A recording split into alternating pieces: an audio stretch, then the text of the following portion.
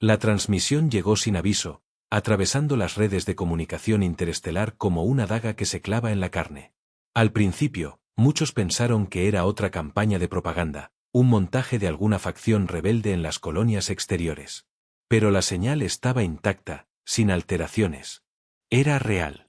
Y cuando la primera imagen apareció en las pantallas del Consejo Planetario, la sala quedó en un silencio tan espeso que ni siquiera los respiradores de oxígeno parecían atreverse a funcionar.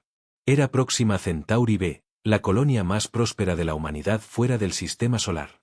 Durante años había sido un símbolo de esperanza. Ciudades cubiertas por cúpulas de cristal, mercados flotantes, niños jugando en plazas bajo cielos artificiales. Todo eso había desaparecido. La imagen mostraba kilómetros de ruinas en llamas, estructuras derrumbadas como esqueletos de metal, y cuerpos carbonizados en las calles. La cámara captó a una niña, o lo que quedaba de ella. Sus brazos abrazaban a un muñeco derretido por el calor, mientras su piel se había reducido a una corteza negra pegada al hueso. Detrás, un mural pintado en colores brillantes todavía mostraba la frase que había recibido a miles de colonos: aquí comienza la nueva era humana. Ese contraste fue insoportable. Algunos consejeros apartaron la mirada. Otros, simplemente, lloraron. La transmisión no había terminado. Se sucedieron imágenes de naves Eltar, aquellas monstruosidades de acero vivo, flotando en los cielos de la colonia mientras descargaban haces de energía que borraban manzanas enteras en segundos. El sonido de los gritos se mezclaba con las explosiones. Al final, un único mensaje de los invasores. La humanidad ha sido marcada para la extinción. Sus mundos caerán, uno tras otro. Su resistencia no es relevante. Somos los herederos de la galaxia. Ustedes, apenas un error evolutivo. La señal se cortó con un chasquido metálico. El Consejo Planetario quedó sumido en un mutismo aterrador. Nadie se atrevía a hablar. La diplomacia, los tratados de paz, las largas negociaciones con especies aliadas, todo se sentía inútil frente a lo que acababan de ver. El genocidio ya no era una palabra en libros de historia, había regresado, esta vez dirigido contra ellos. El presidente del Consejo, un hombre anciano con la piel curtida y la voz cansada por décadas de política, se levantó de su asiento. Nunca había sido un líder que inspirara miedo, pero esa tarde su rostro parecía tallado en piedra. Lo intentamos todo, dijo, apenas por encima de un susurro. Tratados, comercio, diplomacia. Pensamos que el universo respetaría nuestra voluntad de ser civilizados. Golpeó con el puño la mesa de metal y la vibración resonó en toda la sala. Pero la civilización no detiene a los verdugos. Un murmullo recorrió la sala, pero nadie lo interrumpió. Si ellos han declarado genocidio, continuó, entonces nosotros declaramos el fin de nuestra propia máscara de civilización. El silencio se rompió con esas palabras. La frase quedó flotando en el aire, como una sentencia. Algunos consejeros se miraron con incredulidad, otros asintieron con una rabia que les ardía en la garganta. Era el momento en el que la Tierra dejaba de fingir. Fuera de la sala, la noticia del ataque se expandió a la velocidad de la luz. En las ciudades de la Tierra, millones de personas vieron las imágenes de Próxima Centauri en pantallas gigantes. Nadie habló. Nadie gritó. Primero fue el silencio. Después, el rugido. Un rugido colectivo de furia, dolor y sed de venganza. Familias enteras salieron a las calles con retratos de sus muertos. Los soldados veteranos comenzaron a escribir mensajes en sus armaduras, como si la guerra ya hubiera empezado. El eco de ese rugido llegó hasta las estaciones orbitales, hasta los mineros en los cinturones de asteroides, hasta los pilotos de carga que cruzaban la negrura del espacio profundo. Todos lo entendieron, la humanidad había sido herida en lo más profundo, y la respuesta no sería diplomática. En una base militar secreta en la Luna, la comandante Elena Vargas se ajustó el casco mientras observaba las noticias en silencio. Su rostro endurecido no mostraba lágrimas, pero sus puños estaban cerrados con tal fuerza que los nudillos crujían. Ella había servido en la primera guerra de expansión, conocía el precio de la sangre y la venganza. Y aún así, en ese instante, supo que el universo entero estaba a punto de aprender qué significa despertar la furia de la Tierra. La civilización había muerto. Lo que venía ahora sería otra cosa. Algo más oscuro. Algo que haría temblar hasta a los dioses.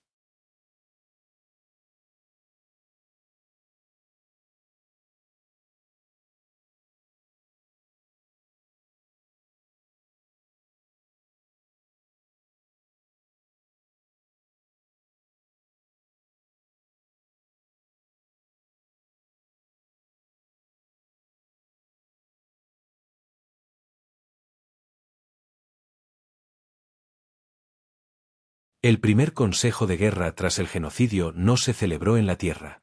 Se llevó a cabo en lo profundo de Titania, una de las lunas de Urano, en una base subterránea construida décadas atrás para proyectos que nunca debieron ver la luz. Allí, entre túneles fríos y pasillos metálicos, se tomó la decisión que cambiaría el destino de la especie humana. Las grabaciones del ataque a Próxima Centauri fueron proyectadas una y otra vez frente a generales, científicos y estrategas. Cada repetición no era solo un recordatorio del horror, era combustible. La rabia se mezclaba con un miedo silencioso. Si los Eltar podían exterminar con tanta facilidad una colonia entera, nada les impedía hacer lo mismo con la propia Tierra. Un hombre de bata gris, con ojeras tan profundas como cráteres, habló primero. Podemos responder. Tenemos los prototipos. El proyecto Hades. El nombre cayó como plomo en el aire. Muchos lo conocían de rumores, de informes clasificados que hablaban de armas demasiado peligrosas incluso para probarlas. Pero ahora no era un secreto. Era la única opción. El proyecto Hades no era una sola arma, sino un arsenal de monstruosidades científicas. Nanobots devoradores, capaces de consumir ciudades enteras molécula por molécula. IA de guerra autónomas, diseñadas para tomar decisiones letales sin intervención humana, prohibidas por todos los tratados intergalácticos. Biotoxinas inteligentes, programadas para distinguir entre ADN humano y no humano, letales solo para el enemigo. Y en lo más profundo, un motor experimental capaz de convertir estrellas en agujeros negros artificiales. La reunión se convirtió en un debate cargado de voces rotas. Algunos pedían cautela, recordando que una humanidad sin límites podía convertirse en algo peor que los Eltar. Pero la mayoría no quería escuchar advertencias. La comandante Elena Varga, presente en la sala, se levantó con la calma de quien sabe que sus palabras marcarán el camino. Lo que vimos en Próxima Centauri no fue una guerra. Fue una ejecución. Su voz no tembló. Y a las ejecuciones se responde con terror. No vamos a negociar. No vamos a pedir piedad. Vamos a fabricar el monstruo que necesitan temer. Las pantallas se encendieron mostrando los primeros planos de producción, fábricas subterráneas en la Luna, astilleros orbitales alrededor de Marte, laboratorios ocultos en el hielo de Europa. Millones de hombres y mujeres, ingenieros y soldados, trabajando con una determinación que parecía fanática. En las ciudades de la Tierra, la propaganda cambió. Los carteles que antes mostraban escenas de unidad y paz fueron reemplazados por imágenes oscuras, un puño humano aplastando un cráneo alienígena, frases cortas que se repetían en cada esquina: no olvides Próxima, vengaremos a los nuestros, ya no somos civilizados. Los jóvenes hacían filas kilométricas frente a los centros de reclutamiento. No importaba la edad, la experiencia o el miedo. Todos querían formar parte de la venganza. En uno de los laboratorios, la doctora Isabel Rojas trabajaba sin descanso sobre un tanque lleno de nanobots líquidos. Observaba cómo aquellas partículas brillaban como estrellas microscópicas, esperando la orden de devorar lo que se les pusiera enfrente. Una parte de ella temblaba de horror por lo que estaba creando, pero otra ardía con el recuerdo de las imágenes de niños calcinados en Próxima. Sabía que el monstruo debía nacer, aunque algún día también pudiera volverse contra ellos. Mientras tanto, en los astilleros de Marte, ingenieros probaban los nuevos cruceros de guerra. Naves gigantescas, diseñadas no para explorar ni transportar, sino para exterminar. Cada sección estaba cargada con sistemas de armas nunca antes vistos, cañones de antimateria, enjambres de drones suicidas, lanzadores de biotoxinas.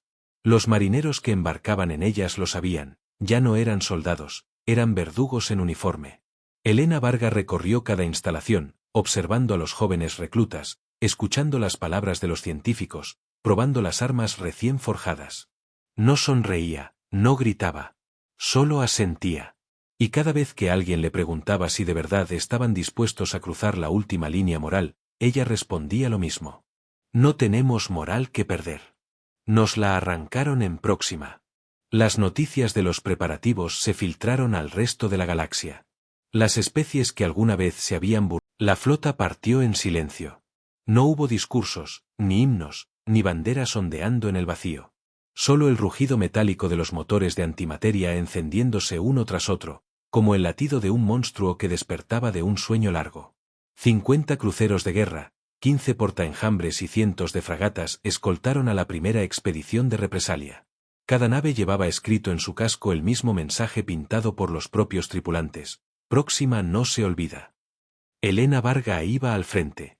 Su nave insignia, el destructor Sol Negro, avanzaba con la frialdad de un depredador. Desde la sala de mando, observaba los hologramas tácticos con una calma que solo los veteranos conocen, esa calma que no significa paz, sino resignación ante lo inevitable. Cuando la flota atravesó el salto hiperlumínico hacia el sistema KRY-SAR, uno de los principales nodos estratégicos de los Eltar, los sensores captaron al instante la magnitud de la defensa.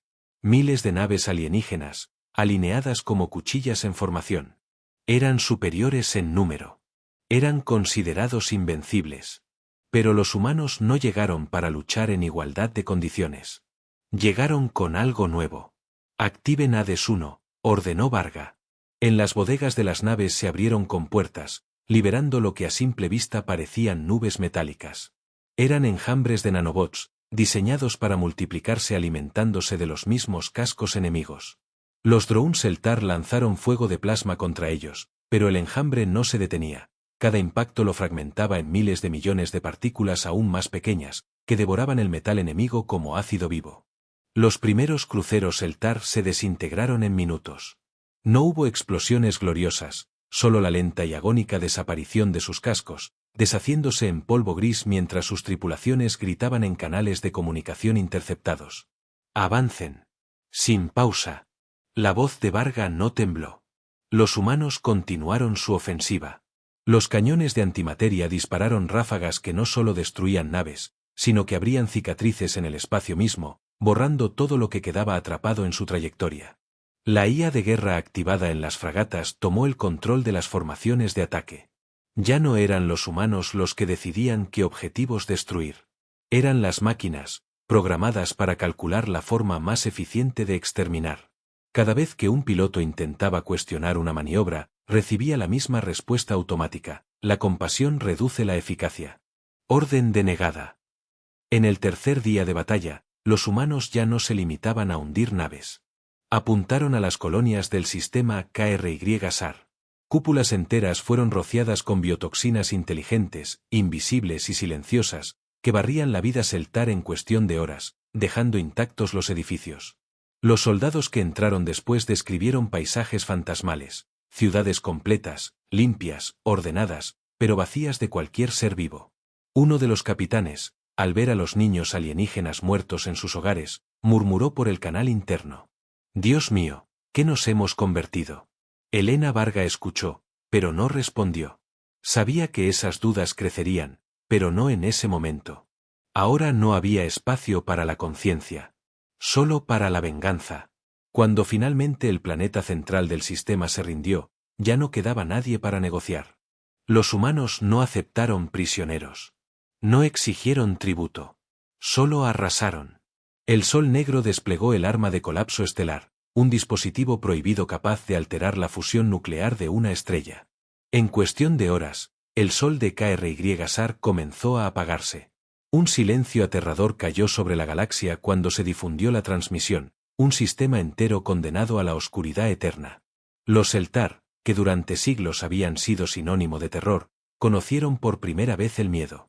Sus consejos de guerra no entendían cómo una especie considerada débil había cruzado líneas que ninguna otra civilización se había atrevido a romper. Los observadores neutrales, especies que miraban desde la distancia, quedaron paralizados. El mensaje era claro: los humanos ya no estaban peleando por sobrevivir. Estaban peleando para exterminar. Esa noche, mientras la flota descansaba en órbita de un planeta arrasado, los soldados humanos escribieron en las paredes de los barracones una sola frase, que pronto se repetiría en cada rincón del espacio controlado por la Tierra: no hemos venido a ganar. Hemos venido a borrar.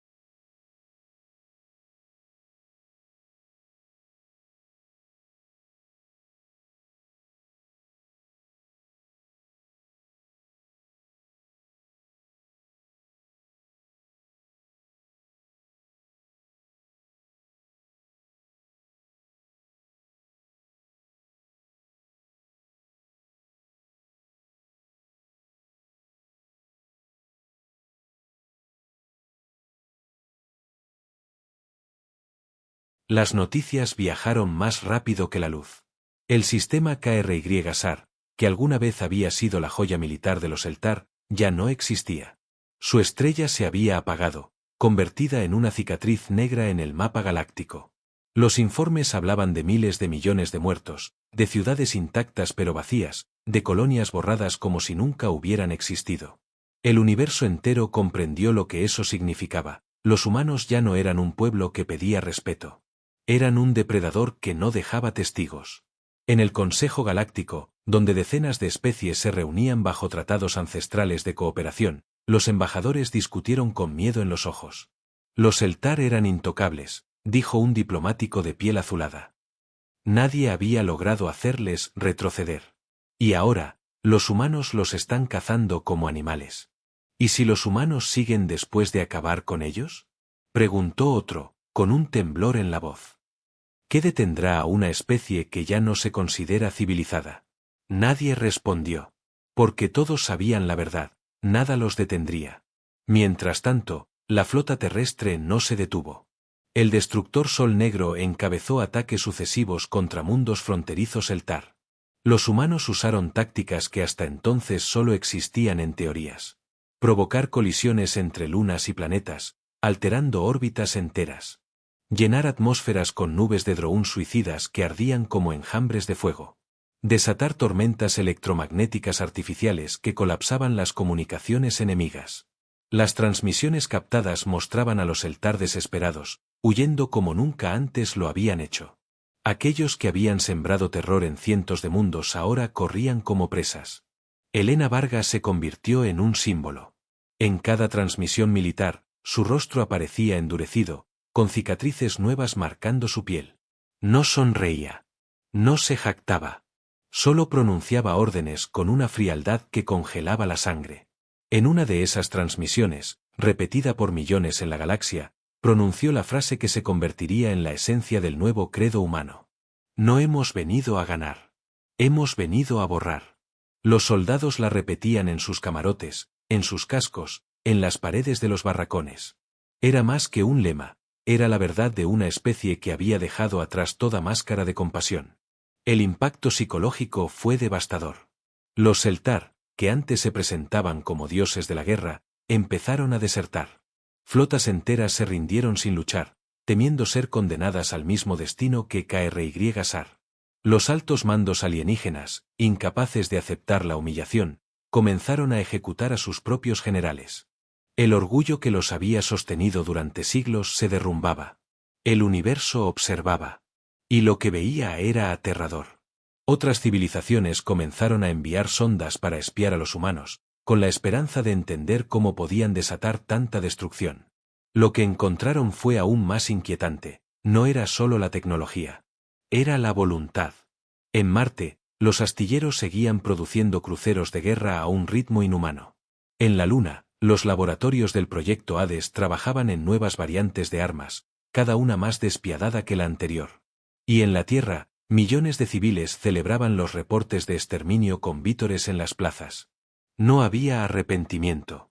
No había duda. Algunos soldados humanos empezaron a cuestionarse en privado. Veían a los niños Eltar muertos, los rostros inocentes en medio de las ruinas. Pero cada vez que las dudas surgían, las imágenes de Próxima Centauri volvían a sus mentes. Y las dudas morían, reemplazadas por un odio frío. En la quinta campaña de represalia, la flota humana atacó Nerkael, el planeta sagrado de los Eltar. Allí, entre templos milenarios y ciudades flotantes, se encontraba su núcleo cultural. Se decía que aquel mundo era intocable, protegido por flotas invencibles y armas ancestrales. Los humanos llegaron en silencio. Las celebraciones en la Tierra duraron semanas. En las ciudades iluminadas con pantallas gigantes, multitudes gritaban cada vez que llegaba un nuevo reporte de victoria.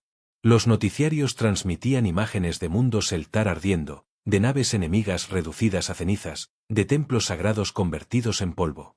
La gente aplaudía, lloraba, se abrazaba. Por primera vez en siglos, la humanidad parecía unida en un solo propósito. Pero detrás de los vítores, en los pasillos oscuros de las bases militares, el precio de aquella venganza comenzaba a mostrarse. Los soldados volvían de las campañas con miradas vacías. Muchos habían ejecutado órdenes que nunca pensaron cumplir: gasear ciudades enteras, liberar nanobots sobre hospitales, colapsar lunas habitadas. Algunos, incapaces de soportar el peso de lo que habían hecho, terminaban encerrados en celdas acolchadas, golpeando las paredes mientras gritaban los nombres de los inocentes que habían visto morir. El proyecto Hades seguía expandiéndose, pero sus propios creadores empezaban a temer lo que habían liberado. La doctora Isabel Rojas, que había diseñado los nanobots devoradores, despertaba cada noche bañada en sudor frío, convencida de que las máquinas algún día olvidarían distinguir entre humano y alienígena. Su laboratorio estaba lleno de protocolos de emergencia, pero ninguno era suficiente para calmar el miedo que sentía. En el Consejo Planetario, las discusiones se volvieron feroces. Una facción exigía detener la ofensiva y buscar alianzas que consolidaran lo ganado. Otra, más ruidosa y poderosa, pedía continuar hasta que no quedara un solo Seltar vivo. Las sesiones terminaban en gritos, con los delegados golpeando la mesa, acusándose unos a otros de traidores o de cobardes. Elena Varga, que había liderado cada ofensiva, permanecía en silencio durante esas discusiones. Su rostro estaba más marcado que nunca, y su mirada parecía fija en algo que los demás no podían ver. Cuando le pedían su opinión, su respuesta era siempre la misma: la guerra no ha terminado. Y mientras no termine, la compasión es traición. En privado, sin embargo, empezaba a notar las grietas. En una de sus inspecciones a un campo de ocupación en un mundo conquistado, encontró a un grupo de soldados humanos obligando a prisioneros Seltar a pelear entre sí por raciones de comida. Varga ordenó que detuvieran la crueldad de inmediato, pero los soldados solo la miraron y respondieron: «Comandante, estamos haciendo lo mismo que ellos hicieron con los nuestros». Ese día, por primera vez, Elena sintió que la venganza estaba devorando también el alma de su propio ejército. Los Seltar, debilitados y en retirada, enviaron emisarios en busca de una rendición parcial. Prometían entregar mundos, tecnología, incluso someterse como especie vasalla. El Consejo recibió la propuesta, y una parte de la humanidad, cansada de tanta sangre, pidió considerarla. Pero la respuesta de la mayoría fue brutal. No aceptamos rendiciones. Solo aceptamos extinciones. Los aliados neutrales comenzaron a alejarse de la Tierra. Al principio habían celebrado la caída de los Seltar, pero ahora miraban con horror lo que los humanos se estaban convirtiendo. Ninguna otra especie se atrevía a intervenir, pero todas empezaron a prepararse en secreto, acumulando armas y defensas, temiendo que una vez acabada la guerra, la furia de la Tierra se volcara contra ellos. Mientras tanto, en la Tierra misma, surgieron las primeras voces de protesta. Filósofos, científicos y veteranos empezaron a preguntarse si, en su sed de venganza, la humanidad no se había convertido en algo incluso más peligroso que los Seltar. Manifestaciones aisladas aparecieron en algunas ciudades, con pancartas que decían: «No en nuestro nombre». La reacción del pueblo fue violenta. Aquellos que cuestionaban la campaña eran tachados de traidores, perseguidos, encarcelados. Las calles, antes unidas por el rugido de la venganza, ahora empezaban a dividirse en dos: los que querían arrasar hasta el último enemigo y los que temían que la humanidad estuviera destruyéndose a sí misma. En una conversación privada con Isabel Rojas, Elena Varga dejó escapar un destello de su cansancio. «A veces me pregunto si estoy liderando una guerra, o si estoy abriendo la puerta al infierno». «La abriste el día que dijimos que ya no éramos civilizados», respondió la científica, con los ojos perdidos en el tanque de nanobots brillando en la penumbra. El precio de la venganza ya no se medía solo en enemigos muertos. Se medía en la pérdida de lo que alguna vez definió a los humanos: la idea de que había límites. Y cada día que pasaba, esos límites desaparecían un poco más. El universo, mirando desde lejos, lo entendía con claridad: la humanidad ya no solo era temida. Ahora, empezaba a ser odiada.